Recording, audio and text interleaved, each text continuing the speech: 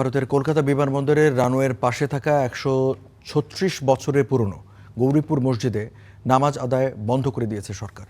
প্রতিবাদে আজ জুমার নামাজে ১ কোটি মুসলমানকে জড়ো হয়ে প্রতিবাদ জানানোর ডাক দিয়েছে জমিয়তে ওলামায়ে হিন্দ। বিমানবন্দর এলাকায় ১৪৪ ধারা জারি করেছে রাজ্যের বিজেপি সরকার। এ নিয়ে আরও জানবো। পশ্চিমবঙ্গ থেকে আমাদের সাথে যুক্ত হয়েছেন সহকর্মী সুজিত দুয়ারি। সুজিতের কাছ থেকে জানতে চাইবো পশ্চিমবঙ্গের এখন কি পরিস্থিতি এবং বিমানবন্দর এলাকার কি পরিস্থিতি জানাবেন।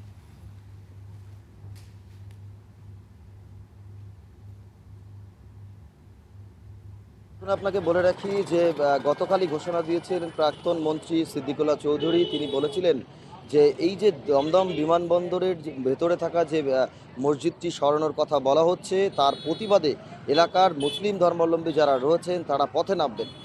সে মতোই আজকে কিন্তু পথে নামার কথা। তার আগে দেখা গেল সকাল থেকে পুলিশি তৎপরতা, একেবারে বিধাননগর কমিশনারের পুলিশের পাশাপাশি কেন্দ্রীয় বাহিনীর নিরাপত্তা রয়েছে।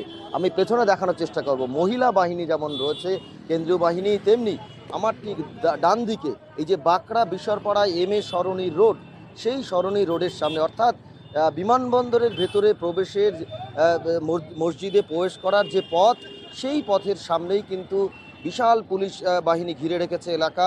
কোনো রকম অপ্রীতিকর ঘটনা না ঘটে এ কারণে মাইকে বারবার ঘোষণা করা হচ্ছে যে ভারতীয় ন্যায় সংহিতার ১৬৩ ধারা অর্থাৎ পূর্বতন ১৪৪ ধারা লাগু করা হয়েছে এক জায়গায় যাতে জমায়েত মানুষ না করে, সেই ঘোষণা দেওয়া হচ্ছে। এবং দীর্ঘদিনের এই যে মসজিদ এবং ১৩৬ বছর ধরে যে মসজিদ রয়েছে, এই এয়ারপোর্ট অথরিটি হওয়ার আগে কিন্তু মসজিদ রয়েছে এখানে।